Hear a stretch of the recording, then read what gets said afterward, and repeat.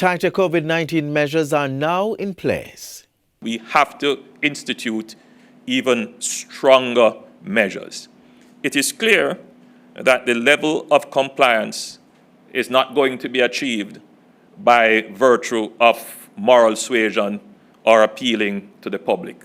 Keep watching as we recap the measures shared by Prime Minister Andrew Holness at the recently held press conference. It is not the intention of the government to want to deprive people the pursuit of their happiness. But it can't be that the entire society collapses because people pursue selfish ends. The call, however, remains for persons to limit public gathering to 10, maintain physical distance of 6 feet, wear a mask and sanitize hands. It will take a collective effort by all citizens to overcome the COVID-19 pandemic. Hello there, I'm Adrian Atkinson and you're watching Jamaica Magazine.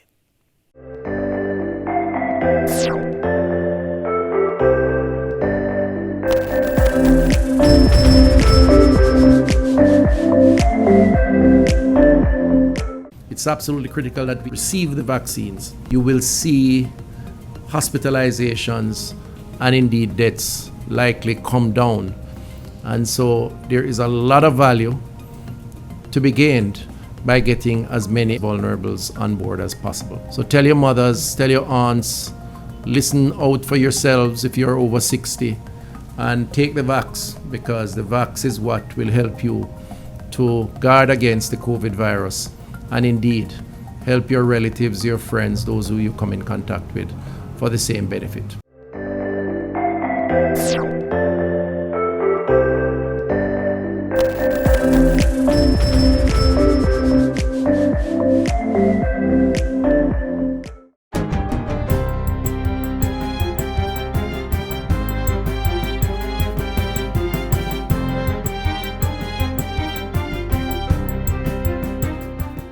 Good day, I'm Theodore Henry, and this is your JIS News for Thursday, March 25. Government says it will be working swiftly to have the Disaster Risk Management Act, DRMA, sent to the Governor General for enactment. This follows amendments to the bill in Parliament on Tuesday to include that of additional fines. The bill is to be debated and approved by the Senate. Speaking at Wednesday's post-cabinet press briefing, Leader of Government Business in the Senate, Kamina Johnson-Smith, said the intention behind the passage of the DRMA is to ensure there is a more effective enforcement mechanism in place. Every effort will be made to ensure that the appropriate documentation is sent by Parliament to the Attorney General's chambers and then on to the Governor General for the swiftest possible assent. As it relates to compliance to the new regulations, State Minister in the Information Ministry, Robert Morgan, says the intention is not to penalize persons, but to have them conform in order to save lives and reduce the burden on the healthcare system. The question I would like to answer is, how can we get more citizens to wear masks? How can we get more citizens to recognize the crisis that we're having in the health sector? Not necessarily whether the ticketing system will be compromised, because we should not be here after 1 year of continually appealing to Jamaicans. Among the penalties are a $5,000 fine for not wearing a mask in a public place, refusing to comply with social distance rules, and breaching the rule governing public transportation. A $10,000 fine is to be paid by those who do not comply with the curfew order or stay at home when experiencing flu-like symptoms. The Pan American Health Organization, PAHO, says more than 155 million doses of coronavirus COVID-19 vaccines have been delivered to 33 of 35 member countries. PAHO Director Dr. Carissa Etienne said the amount includes 2.1 million doses procured through the World Health Organization's COVID-19 Vaccines Global Access or COVAX facility. She said through negotiations with COVAX partners, PAHO has ensured that 21 regional countries participating in the facility will receive their first deployment of vaccines by the end of this week. Jamaica received the first overall shipment to the region last week with an initial 14,400 doses of the AstraZeneca vaccine. We expect over 100,000 doses to be delivered to various countries this week, and 1.2 million additional doses have already been procured. Dr. Etienne said doses already delivered are helping countries to start the process of protecting healthcare workers and other vulnerable persons.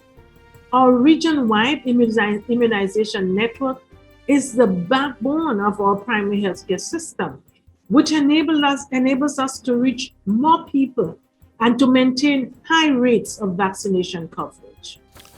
$119 million in subsidy has been approved by Cabinet for the movement of 35,000 tons of sugar cane from Clarendon, St. Catherine and Trelawney to the Worthy Park factory for the 2020-2021 crop year.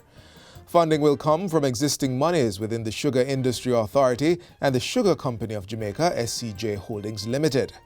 The funds for the transportation support and logistics support will be reallocated from the approximately $177 million previously allocated to the Sugar Industry Authority and Sugar Company of Jamaica Holdings Limited.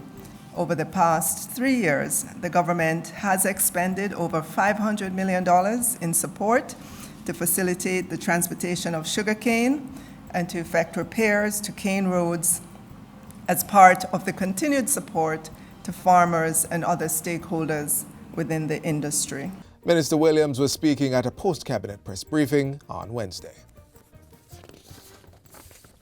Continuing with news coming out of Wednesday's post-cabinet press briefing, Jamaica is to deepen its relations with its African counterparts, the Republic of Liberia and the Togolese Republic. This follows approval by Cabinet for the diplomatic engagement.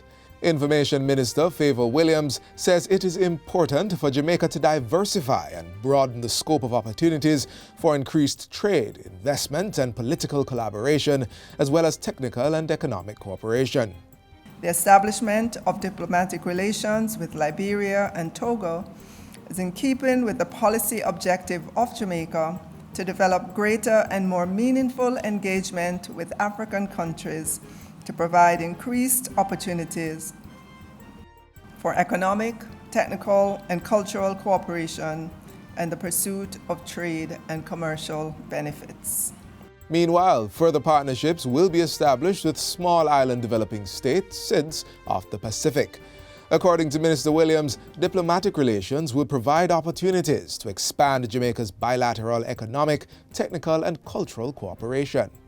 There is a scope of cooperation in multiple areas, including environment, health, hazard mitigation, disaster resilience, education, agriculture, and fisheries. The formalization of relations with these countries will serve to deepen the bonds of friendship and cooperation in the political and technical fields. The Ministry of Justice is informing members of the public that it has now incorporated the use of virtual sessions in the delivery of its National Child Diversion Program. Justice Minister Delroy Chuck says this modality became necessary due to the impact of the COVID-19 pandemic, especially working with service providers across parishes.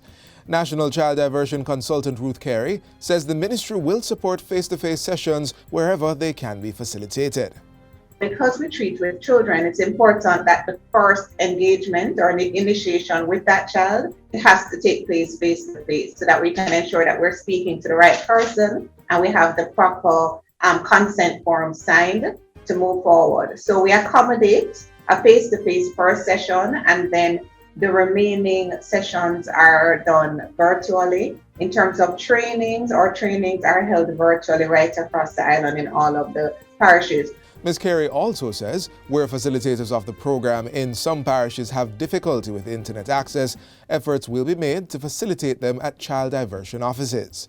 She was speaking in an interview with GIS News on Thursday. The National Child Diversion Program is in line with the country's obligations under the Convention on the Rights of the Child to reduce the number of children institutionalized. And finally, public sector workers may access their National Housing Trust NHT cash refunds up to April 2022. Prime Minister Holness made the disclosure during his recent contribution to the 2021-2022 budget debate. Since 2016, some 26,300 public sector mortgagors have been receiving their contribution refund in cash annually. This cash refund is unlike what obtains for regular mortgages, whose contribution refund is paid directly to their NHT mortgage accounts.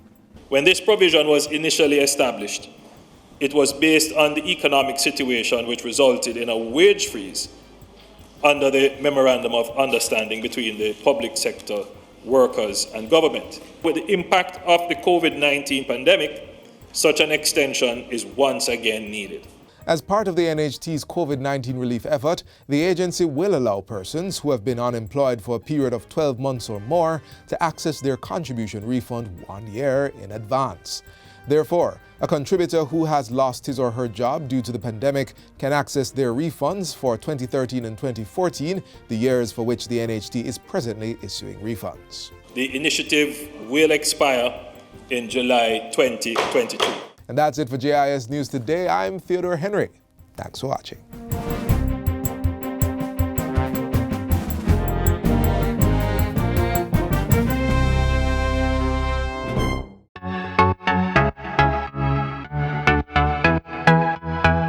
The numbers keep climbing, and yet some of you are still complaining about curfew times. Is that being selfish, or are you being smart? You continue to blame the government, stating they are not doing enough. But the big question is, are you doing your part to help decrease the spread? The unfortunate reality is that far too many people refuse to take the coronavirus pandemic seriously until they or someone they love gets infected. Now, this is what we do not want, and I don't believe I can stress this enough. Wear your mask, sanitize. Of course, we love to hug and socialize, but just ease off some of that right now. Not just for your safety, but also for others. It look hard for your relatives to be home doing all they need to in order not to catch the virus, and you out on the road being reckless and carrying it right home to them. Each one of us needs to help during this fight against COVID-19 as we work to make Jamaica the place of choice to live, work, raise families, and do business in a healthy environment.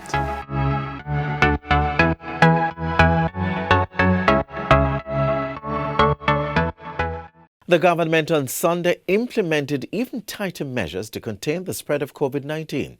Here's a reminder.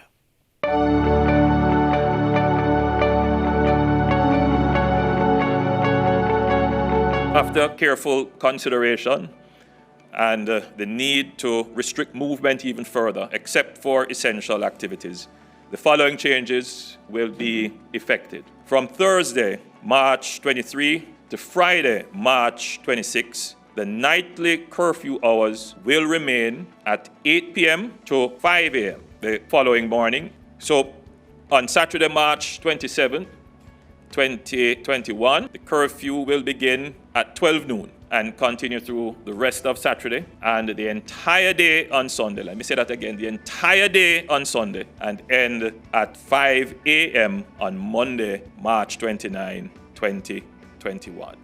Please note that on Friday, March 26, 2021, workplaces will be required to close at noon, except for essential services, medical establishments, supermarkets, wholesalers, pharmacies, restaurants, and other food establishments, which will remain open up to the curfew time at 8 p.m. And this is to facilitate persons to conduct their shopping to prepare for the tighter weekend curfew. Holy Thursday, curfew starts at 8.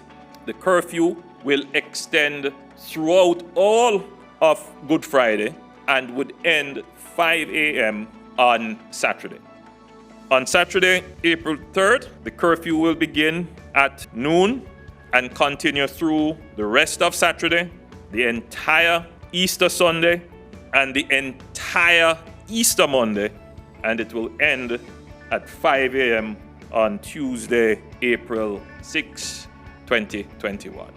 So effectively, we have given 3 weekends of weekend lockdown, inclusive of the Easter holidays. Essential services will still be operational, and in this group, I would include our fisher folk and our farmers, and for clarity, the media. But I remind those persons employed to essential services who must move on the no movement days to ensure that you have your ID to present to the police. And just to be clear as well, though you are permitted to move on the no movement days, it is movement in pursuit of your job. The existing protocols, including the requirement for all travelers to present a negative COVID test conducted within 3 days of travel, will be extended to June 30, 2021. To add further clarity, though you may have been vaccinated overseas, when you arrive in Jamaica, the protocol still remains that you must maintain the quarantine.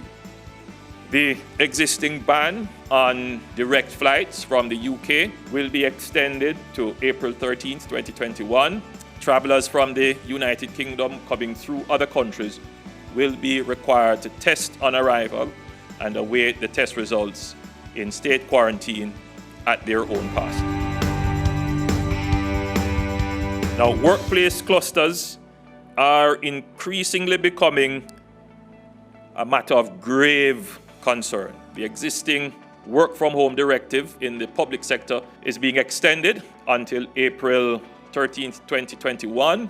The age limit for the stay-at-home measure remains at 60 until April 13th, 2021. There should be no face-to-face instruction in all primary and secondary schools, both public schools and independent schools, until April 13, 2021.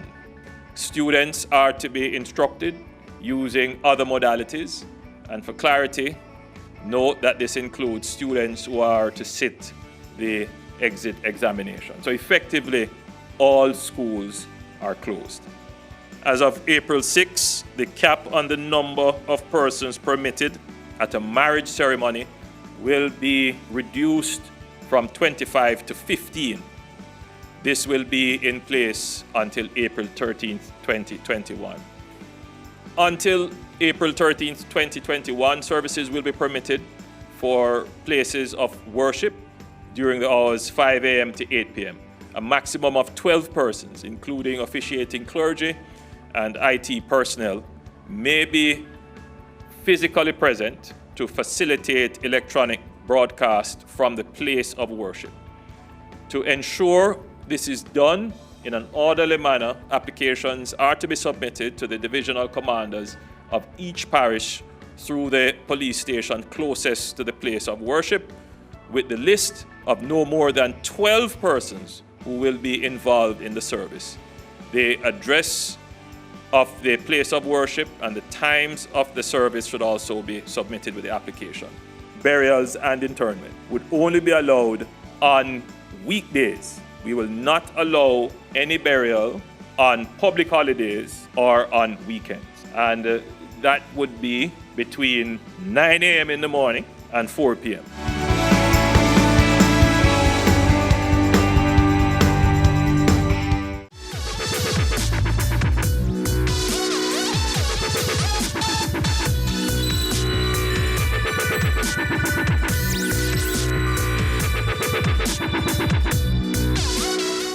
Did you know that preserving our wildlife is important to the environment?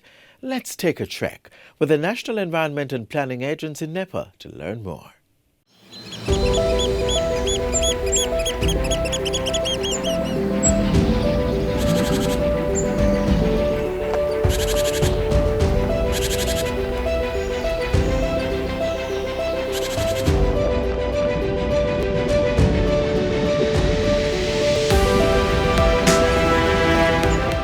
Bow your ears for a bit. Hear the trees wailing or the leaves grabbing your unwanted carbon dioxide, insects making a shrilling sound, and the tuneful noise of some unnamed and rarely seen creature reverberating within the bushes. Now open your eyes a bit wider. Watch ants band together in groups of hundreds, or wasps gathering wood shavings to build their next home, and birds preparing some sweet meal for your liking. All these make up the wildlife. those organisms that grow or live wild in any area. Wildlife conservation is an attempt to preserve either a species or a population of a particular species, and by doing so, you in effect are also preserving its habitat because the species doesn't exist on its own. And there are different types of conservation. You have what they call in situ conservation, which is conservation within its natural habitat, and that is usually the aim of all most, if not all, conservation efforts. And you have ex situ conservation, where you're trying to preserve the animals in a not so natural state, for example, in a zoo or in a controlled park area. And again, the goal is usually when their natural habitat is improved or protected in some way, then they try to repatriate those species back into their natural habitat. And preserving the wildlife should be an important part of the human agenda. Here's why. It promotes the continuation of native plant species. Small animals like bees, butterflies, and our very own doctor bird play an important role in food production. Conserving these animals, protecting these animals, means that we are ultimately helping in pollination. It increases medicinal value. Plants are a major source of medication, but so too are animals. Take, for example, how research shows that the venom from the cobra can be used as an ingredient in making the medications for leprosy, or how lobsters can be used as antifungals. It's a way to preserve our heritage. Some plants and animals are unique to specific countries, so conserving those wildlife means conserving those traditional aspects of our culture, things like the blue maho plant or the yellow pui tree of Jamaica, and even the lions and leopards of Africa. It enhances food security by protecting natural habitats from degradation and forests against deforestation. The availability of a variety of food products increases. Everyone needs to play a part. We have to understand that preserving the wildlife, it's not necessarily just for how it can benefit us, but we're also looking at the future generations. And so each person needs to be a little bit more responsible in what they're doing, where they dispose of garbage, cutting off areas and so forth. Understand the law. The Wildlife Protection Act, for example, one basic feature of it is that all native birds are protected. Don't catch the birds. We have hunting season, that is something that is actually regulated. But besides that, we try to encourage persons not to take matters into their own hands at times. Sometimes we have some species that we're trying to protect that are inherently can be a dangerous species, like a crocodile, for example. We encourage persons not to go out and try to catch those animals, but to call NEPA. Here's your chance to do your part to conserve the wildlife.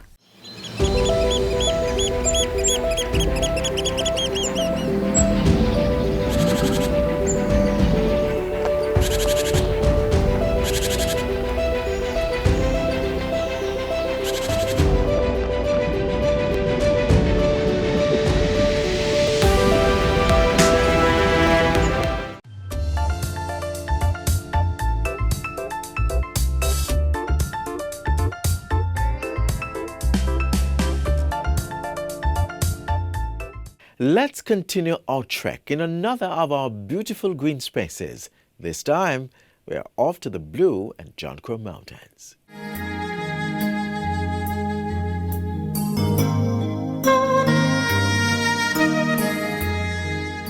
What a beautiful, beautiful, beautiful island we have. Its culture and nature magically intertwined, one of the reasons that make this World Heritage Site special. Come with us to the Blue and John Crow Mountains.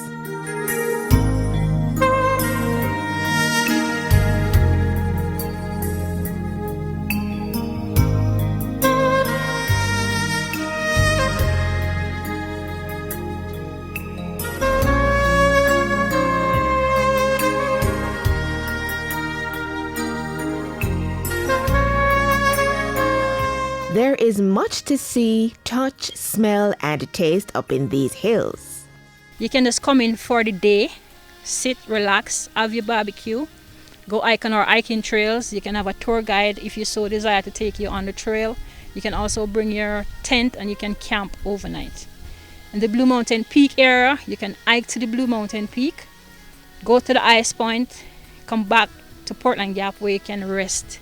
The attraction at the peak itself is people hike up in the night, stop at their cabins, right? And then 3 o'clock in the morning, you'll get up out your bed, hike on the trail for another 2 hours to the peak itself to see the sunrise. It is beautiful.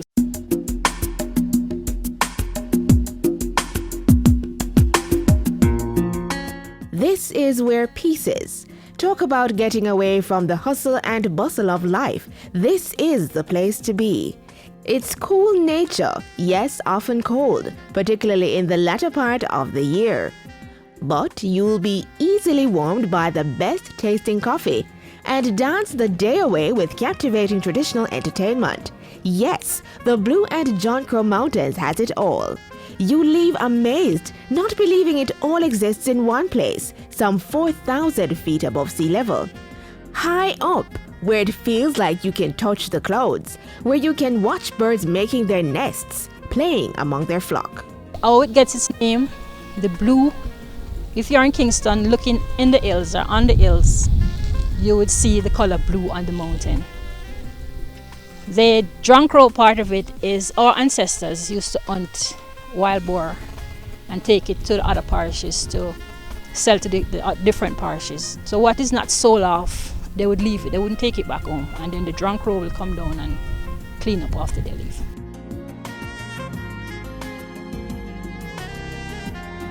On the 3rd of July 2015, the Blue and John Crow Mountains was inscribed on the UNESCO World Heritage Site list. After many years of championing for this cause, the committee fell under the spell of the mountains and gave in. They had no choice. The national park is a true natural treasure. Don't be fooled though. This site is huge, impossible to fully discover in a day, maybe not even in a week. It spans 4 parishes: St. Andrew, Portland, St. Mary, and St. Thomas. Just over 26,000 hectares, and is the preservation zone of the Blue and John Crow Mountains National Park, which itself is just over 48,000 hectares. The Blue and John Crow Mountains is one of 32 World Heritage Sites listed for both cultural and natural heritage. There are over 1,357 flowering plants, with over 25% being endemic. All Jamaica's 30 endemic birds can be found in the area. Dozens of herbal plants to cure almost every ailment. This is called the headache bush. You can use it as a painkiller. So if you have an headache or a stomach ache, you could boil it. Like a tea, have a 2 or 3 leaves to a cup of water. You remember they used to send telegrams, right? In the early days, this is what they used to use, like the ancestors, the Maroons. They would write on this and send it. If you carve on it, it will stay whether it's green or dry. And the information, you could use this and send the information like a letter. And it provides that precious commodity. The Blue and John Crow Mountain provide 45% of Jamaican drinking water. There are 25 watersheds in the entire Jamaica, and 10 of those watersheds can be found in the Blue and John Crow Mountain National Park.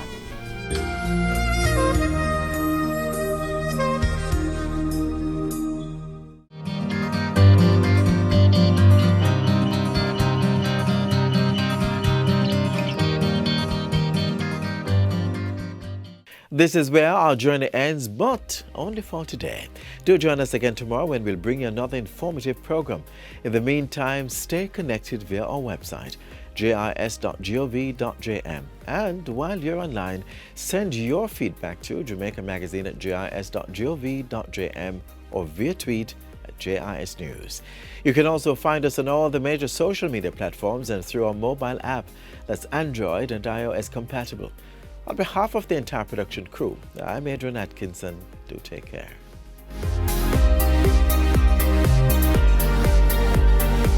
This has been a production of the Jamaica Information Service, the voice of Jamaica.